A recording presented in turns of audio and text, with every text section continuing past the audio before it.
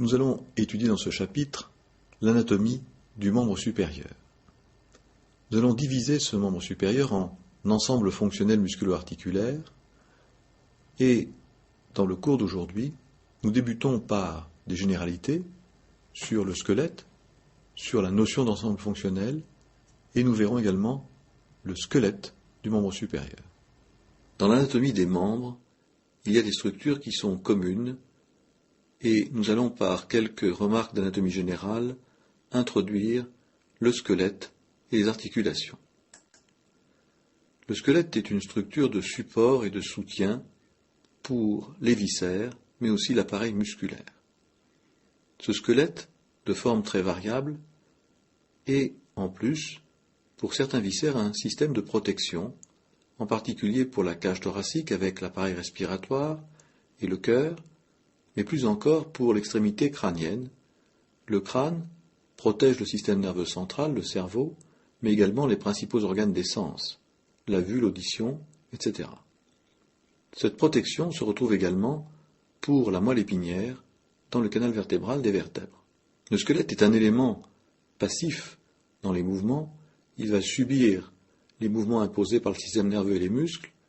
C'est aussi un élément plastique qui va adapter sa forme, ses courbures, aux directions et à l'intensité des forces musculaires qui lui sont appliquées. Et cette plasticité, qui est en fait due à un renouvellement permanent du tissu osseux, permettra de réparer les lésions, en particulier les fractures. Le squelette humain est constitué de 208 pièces osseuses, plus quelques os surnuméraires, inconstants, variables d'une personne à une autre, et l'os peut être étudié soit sur un élément fossile, l'os sec, pour lequel il ne reste que la trame calcaire, ou bien sûr, ce qui est plus intéressant en médecine, l'os vivant étudié soit par l'imagerie, les radiographies, le scanner, etc., soit étudié pendant une intervention chirurgicale et ses suites. Classiquement, on va classifier les os selon tout d'abord les os courts. Les os courts, comme par exemple ici les os du poignet, du carpe. Les os courts ont sensiblement 3 dimensions équivalentes. Les os plats comme l'omoplate ou scapula, qui a 2 dimensions qui prédominent, largeur et hauteur, mais une épaisseur qui est limitée.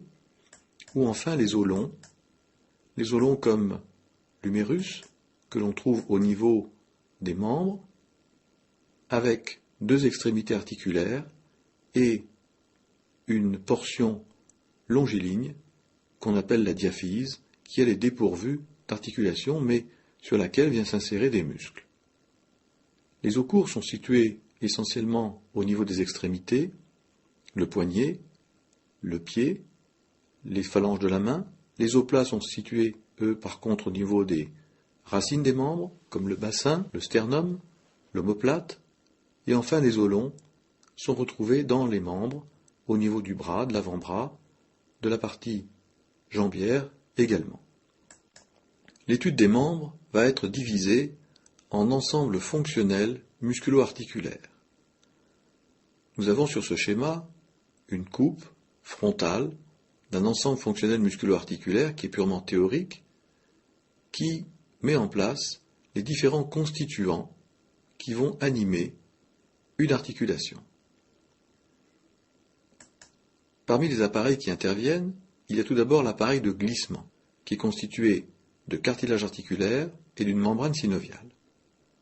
Le cartilage articulaire et les surfaces articulaires sont situées aux extrémités du squelette. Elles sont recouvertes de cartilage qui est représenté en bleu, qui est une couche tissulaire mince, fragile, lisse, régulière. La membrane synoviale est représentée en couleur orangée. Cette membrane synoviale est lâche, détendue. Elle n'a pas de prétention de contention. Elle délimite une cavité virtuelle parce que normalement les 2 surfaces articulaires sont au contact l'une de l'autre. Cette membrane synoviale a la forme d'un cylindre. C'est en fait un manchon synovial qui est inséré en périphérie du cartilage sur chacune des surfaces articulaires et qui fait un pont d'une pièce squelettique à l'autre. Cette cavité synoviale sécrète un liquide riche en protéines, le surfactant, qui limite l'usure des surfaces articulaires cartilagineuses. L'usure articulaire survient au bout de plusieurs années. L'usure articulaire s'appelle l'arthrose. Par contre, la membrane synoviale, qui sécrète le surfactant riche en protéines, est également un producteur d'anticorps. Les anticorps peuvent bien sûr servir de système de défense, mais parfois agir malencontreusement contre l'articulation et détruire progressivement l'articulation. Ceci rentre dans le groupe des maladies rhumatismales. Après l'appareil de glissement, il y a un appareil de maintien et de limitation des mouvements. Celui-ci est juste en superficie par rapport au précédent. Il est représenté en vert, c'est un tissu conjonctif, solide généralement, qui forme là aussi un manchon, un cylindre, autour de l'articulation. La capsule articulaire est insérée sur le squelette, à distance du cartilage. Elle entoure toute la surface articulaire et cet appareil de maintien, qui est la capsule, va être renforcé par endroits par des épaississements qu'on appelle des ligaments.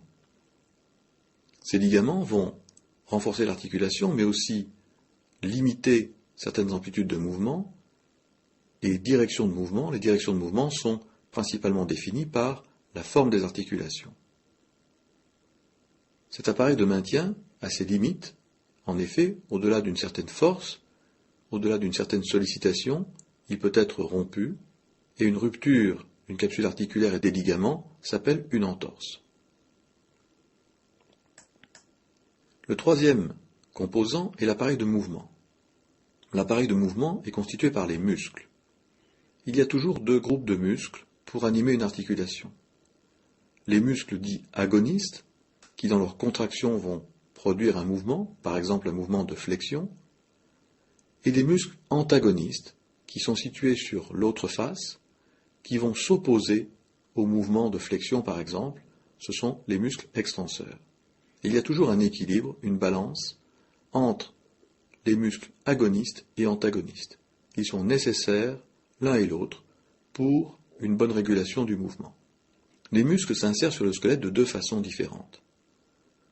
Soit par une large insertion sur la pièce osseuse, comme c'est le cas dans la partie en haut et à droite du schéma, soit le muscle s'amincit, se transforme progressivement non plus en tissu musculaire contractile mais en tissu conjonctif, non contractile, tissu conjonctif qui s'amincit et se termine par un tendon qui lui aussi s'insère sur la pièce squelettique.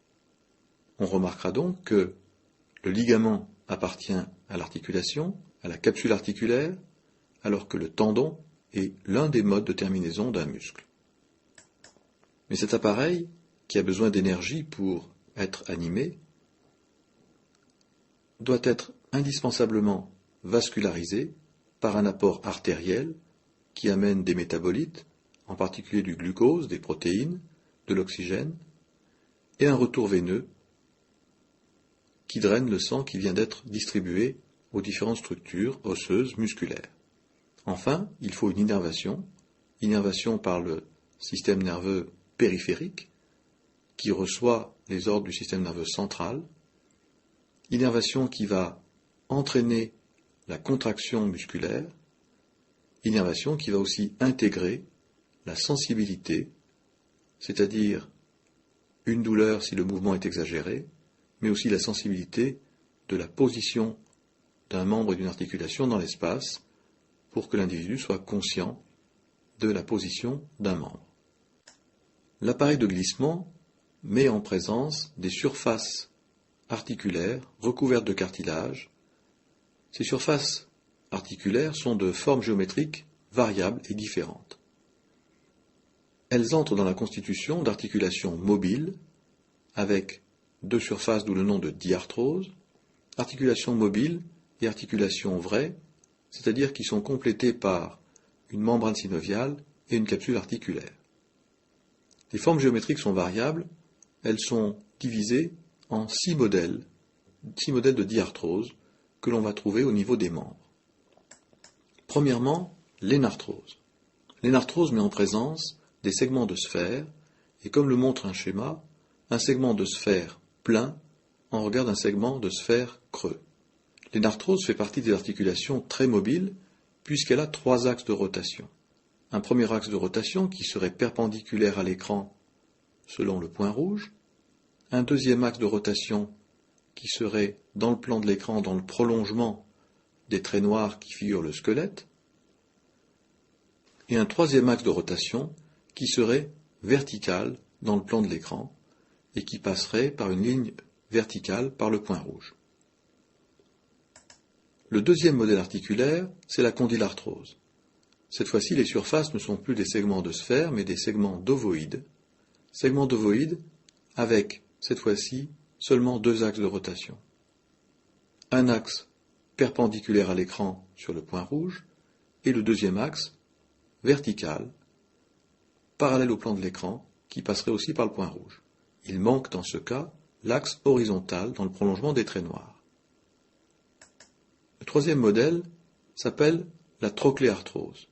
Ce sont des surfaces en forme de poulie, avec une poulie qui présente une gouttière, en regard d'un deuxième segment articulaire d'une surface qui est, au contraire, angulaire et qui s'engage dans la gouttière de la poulie.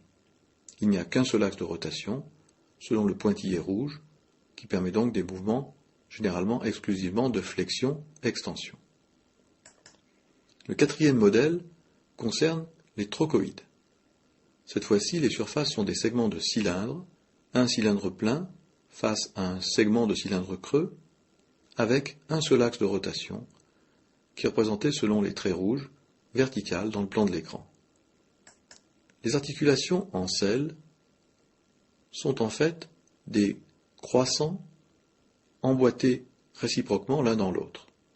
C'est le deuxième modèle d'articulation très mobile, comme l'énarthrose, avec 3 directions de mouvement. Une première direction serait le glissement du croissant supérieur sur la concavité du croissant inférieur.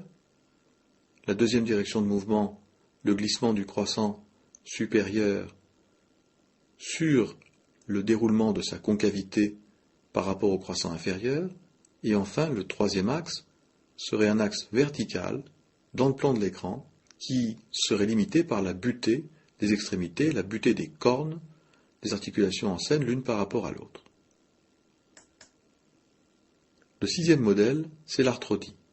L'arthrodie est peu mobile puisqu'elle met en regard des surfaces articulaires planes avec très peu de degrés de liberté.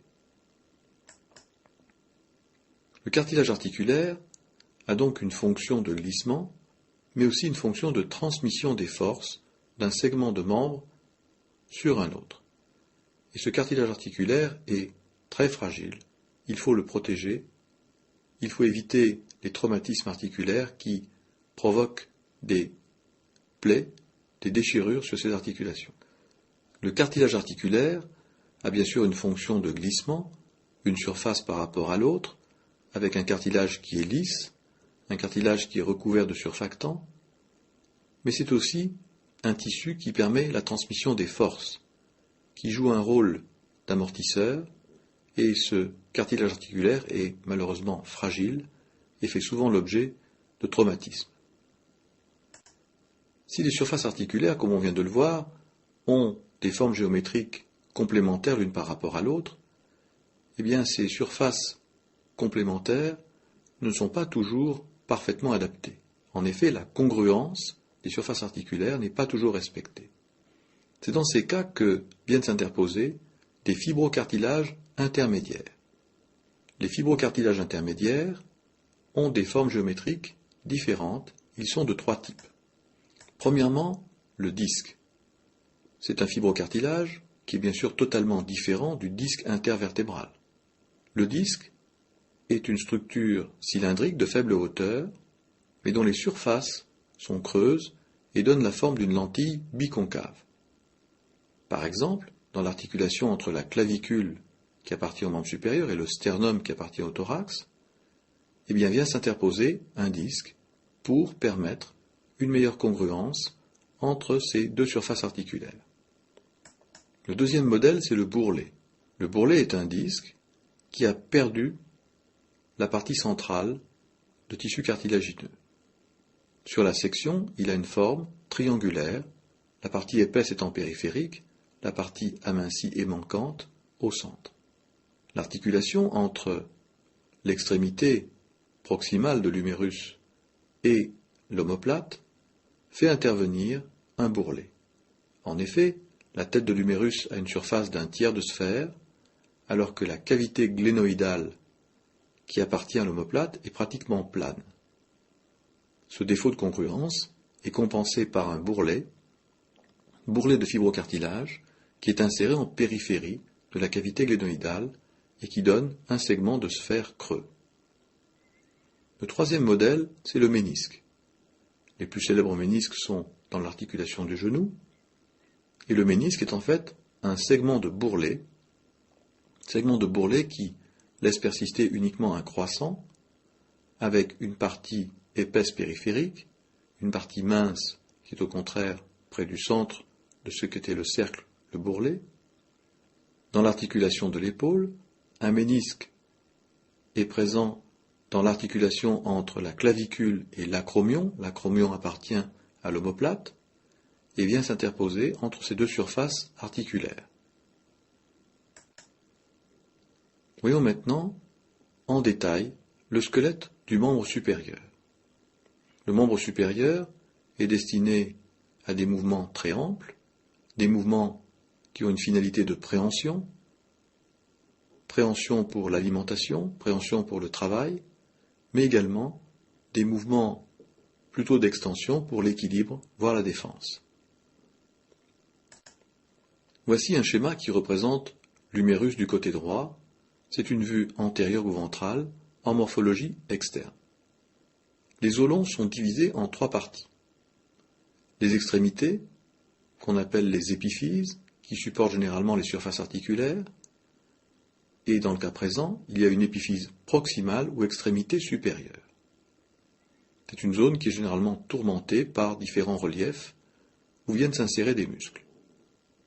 Ceci s'oppose à l'épiphyse distale ou extrémité inférieure, qui généralement est de forme géométrique différente, avec là aussi des surfaces articulaires, et entre les deux se situe la diaphyse, qui n'est que osseuse, sans cartilage, diaphyse qui est plus ou moins régulière, selon les éléments qui passent à son contact ou qui viennent s'insérer sur le tissu osseux. Tout d'abord, l'épiphyse proximale est marquée par des reliefs qu'on appelle apophyses ou processus. L'apophyse peut être articulaire, recouverte de cartilage, c'est le cas de la tête de l'humérus qui est un segment de sphère, plus exactement un tiers de sphère, et qui est orienté en haut, médialement et en direction dorsale. La tête de l'humérus, recouverte de cartilage très régulier, fait une jonction avec la suite de l'épiphyse proximale, jonction qui est marquée ici par une couleur jaune plus prononcée, c'est ce que l'on appelle le col anatomique de l'humérus. Les apophyses peuvent être non articulaires et sont représentées par deux tubercules. Le tubercule majeur qui est situé en haut, latéralement et vers l'avant, c'est un site d'insertion musculaire important, par opposition au tubercule mineur qui lui est plus médial et de volume plus petit. Entre les deux existe un sillon intertuberculaire dans lequel passe un tendon. La jonction entre l'épiphyse proximale et la diaphyse est une zone légèrement rétrécie qu'on appelle le col chirurgical de l'humérus. Col chirurgical parce que, à ce niveau, il existe un type de fracture caractéristique. La diaphyse est un cylindre irrégulier qui est marqué par des empreintes musculaires, la principale étant l'empreinte musculaire du muscle deltoïde qui se situe au tiers moyen de cette diaphyse sur la face latérale et laisse une empreinte avec la forme de la lettre V. Au-dessous de cette empreinte musculaire, il y a une gouttière qu'on appelle la gouttière de torsion de l'humérus, qui n'est pas due à un élément mécanique, une force qui s'applique et provoque une torsion, mais c'est simplement le passage du nerf radial qui est au contact du squelette. On peut faire remarquer que les fractures de la diaphyse de l'humérus, qui sont fréquentes, peuvent blesser le nerf radial qui est au contact du squelette et peuvent incarcérer le nerf radial dans le foyer de fracture.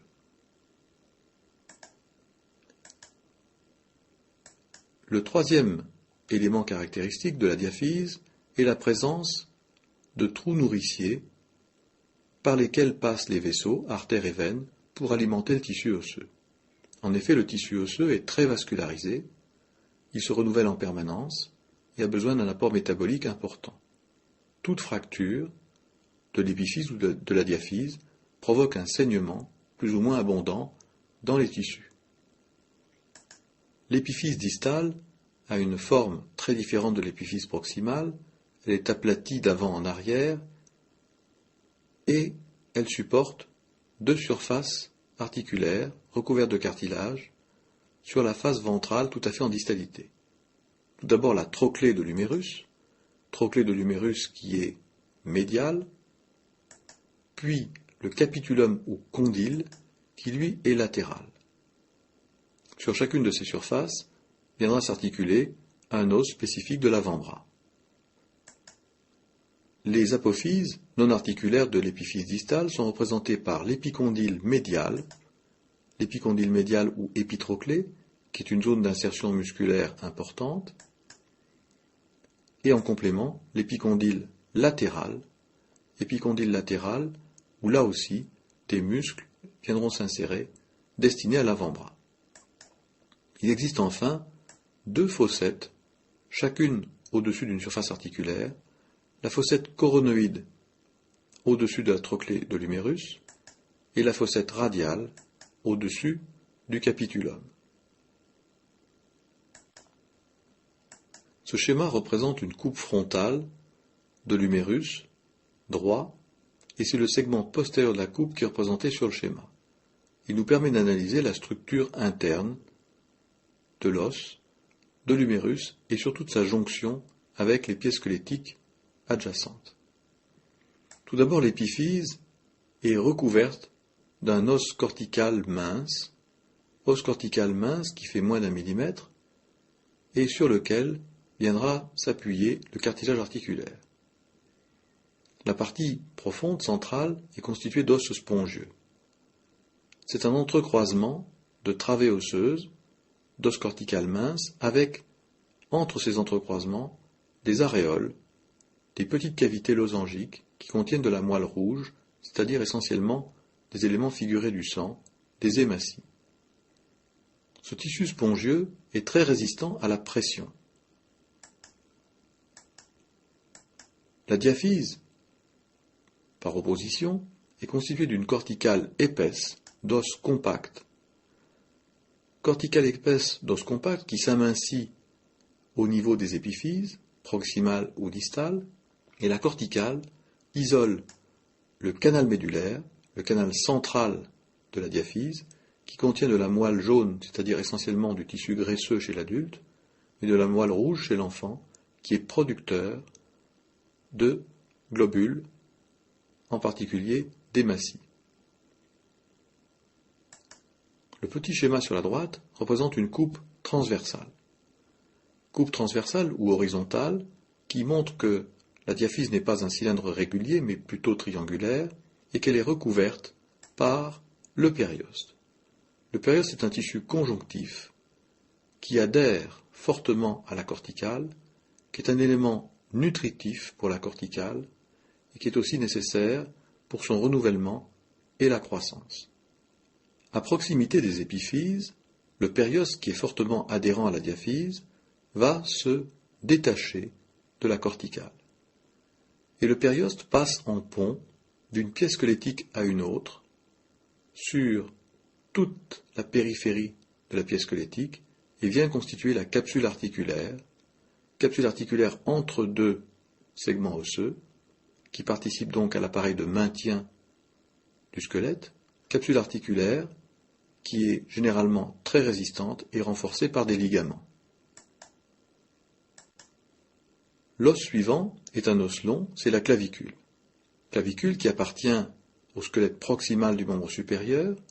C'est un os sinueux qui est ici représenté sur sa face supérieure et sa face inférieure. La clavicule sur sa face supérieure présente des zones d'aspérité rugueuses, comme tout d'abord l'insertion du muscle deltoïde sur le tiers latéral et sur le tiers médial, une partie rugueuse qui correspond à l'insertion du muscle grand pectoral. Cette diaphyse a une section qui est triangulaire dans sa partie médiale et une section qui est rectangulaire dans sa partie latérale. Il y a deux surfaces articulaires sur chacune des extrémités. L'extrémité médiale s'articule avec le sternum, l'extrémité latérale s'articule avec l'acromion, qui est l'un des composants de la scapula ou omoplate. Le schéma suivant représente la clavicule en place, avec l'appareil musculaire sur le côté gauche de l'individu, dépourvu d'appareil musculaire sur la partie droite de l'individu. La clavicule est un os superficiel, palpable en sous-cutané, avec son articulation vis-à-vis du sternum, son articulation médiale pour le sternum, latérale pour l'acromion. Les éléments musculaires qui s'insèrent sur cette clavicule sont dorsalement le muscle trapèze, latéralement le muscle deltoïde et médialement le grand pectoral qui recouvre une grande partie de la surface thoracique. Ce sont tous des muscles superficiels. La clavicule, qui n'existe pas chez tous les animaux, a une fonction très précise. Elle déplace latéralement le membre supérieur, elle latéralise le membre supérieur pour le dégager du thorax et permettre une amplitude de mouvement beaucoup plus importante dans l'ensemble fonctionnel de l'épaule. La pièce squelettique suivante est l'omoplate ou scapula. Ce premier schéma représente la face ventrale de la scapula. C'est un os qui est globalement losangique, avec plusieurs apophyses ou processus, surtout situés dans la partie crâniale et latérale. La surface ventrale s'appelle l'écaille. L'écaille de la scapula, elle est concave. C'est une surface lisse, régulière, qui s'adapte à la convexité de la cage thoracique. On décrit tout d'abord le bord spinal, celui qui est proche de la colonne vertébrale,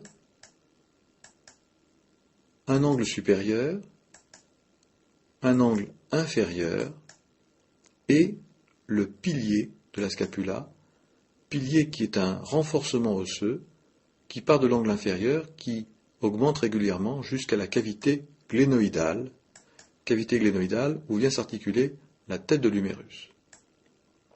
La cavité glénoïdale est lisse, régulière, ovoïde.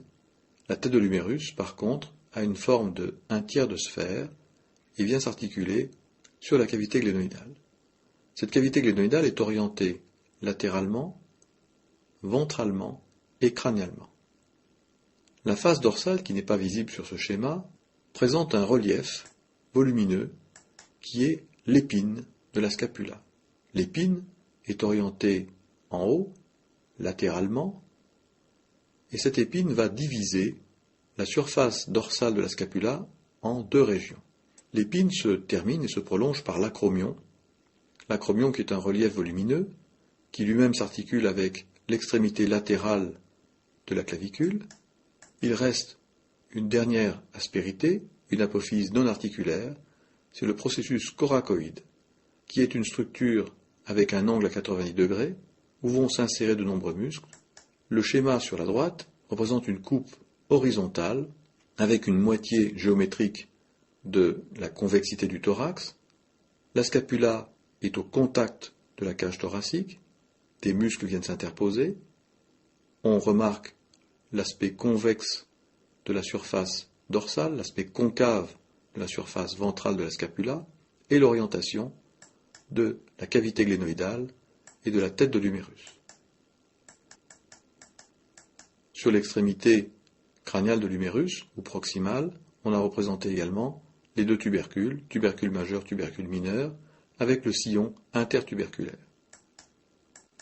Ce schéma représente une vue postérieure de la scapula avec la colonne vertébrale qui est symbolisée par un trait vertical noir, la convexité du thorax.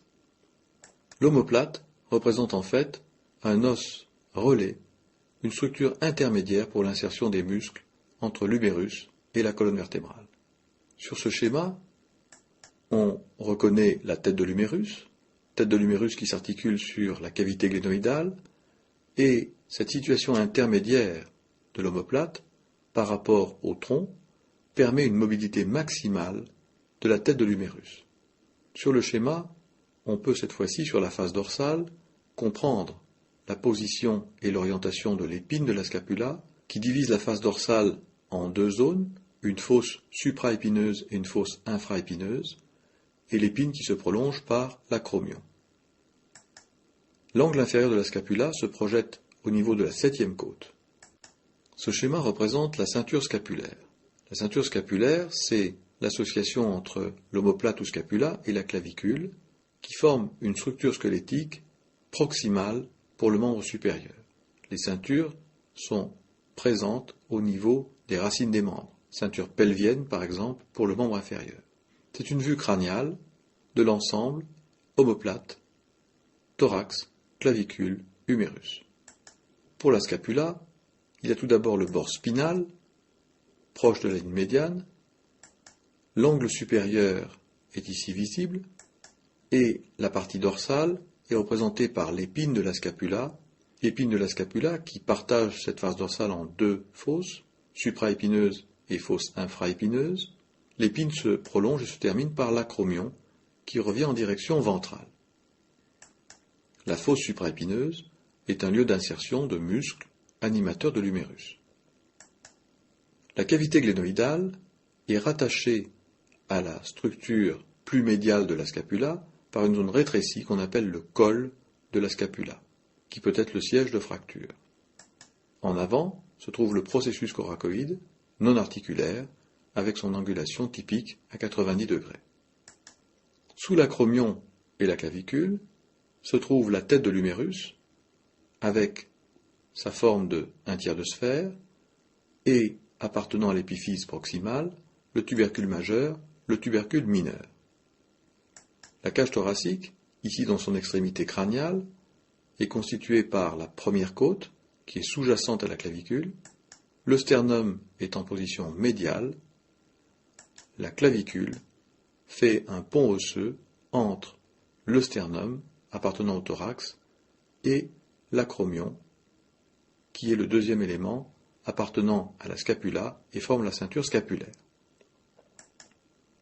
Et on remarque sur ce schéma que la voûte acromio-claviculaire surplombe la tête de l'humérus et, en grande partie, protège la tête de l'humérus. Le segment de membre suivant est l'avant-bras. L'avant-bras comprend deux pièces squelettiques, le radius et l'ulna ou cubitus. Ces deux pièces squelettiques d'os longs parallèles sont opposées point par point. Premièrement, l'ulna présente une extrémité proximale volumineuse, alors que c'est le radius qui présente une extrémité distale volumineuse. L'épiphyse proximale de l'ulna comprend une large surface articulaire qu'on appelle l'incisure trochléaire. Ce sont deux surfaces concaves séparées par une crête verticale médiane.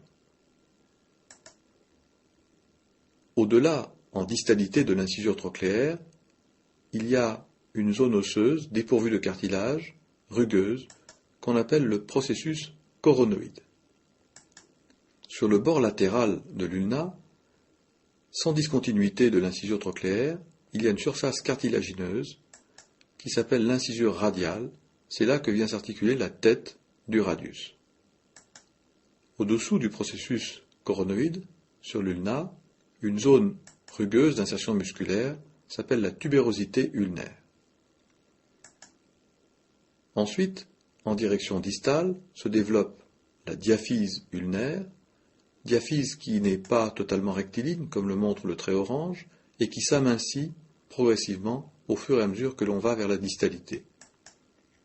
L'ulna se termine par la tête ulnaire, ou épiphyse distale, tête ulnaire qui comprend une zone cartilagineuse qui est un segment de cylindre, et qui se prolonge par une zone non articulaire, le processus styloïde ulnaire. Par opposition, le radius a une tête qui n'est plus distale mais proximale. C'est un segment de cylindre irrégulier qui vient s'articuler dans l'incisure radiale de l'ulna, qui se prolonge par le col, une zone rétrécie, fragile, siège de fracture, et cette portion proximale se termine par la tubérosité radiale ou tubérosité bicipitale, parce que c'est sur ce relief osseux que vient s'insérer en distalité le muscle biceps brachial. En distalité, la diaphyse radiale s'élargit, elle s'élargit progressivement et présente une courbure qu'on appelle la courbure pronatrice. C'est grâce à cette courbure que le radius peut tourner autour de l'ulna et permettre le mouvement de pronation. Tout à fait en distalité, le radius se termine par le processus styloïde radial, qui est toujours plus distal que le processus styloïde ulnaire. Le schéma, dans le prolongement des deux os longs de l'avant-bras, représente la surface distale de ces deux os. La partie distale de ces deux os de l'avant-bras comprend une articulation entre l'ulna et le radius. En effet, la tête ulnaire vient s'articuler dans l'incisure ulnaire du radius. Les surfaces articulaires ont la forme de segments de cylindre, cylindre plein pour l'ulna, cylindre creux pour le radius. Le processus styloïde ulnaire est visible sur cette vue distale comme le processus styloïde radial. Schématiquement, le radius va tourner autour de l'ulna, comme le montre le schéma géométrique sur la droite, pour permettre les mouvements de pronation ou supination dans le sens inverse. Le segment distal, qui fait suite, est représenté par le carpe. Le carpe, c'est une succession de 8 os courts organisés en 2 rangées, 3 colonnes.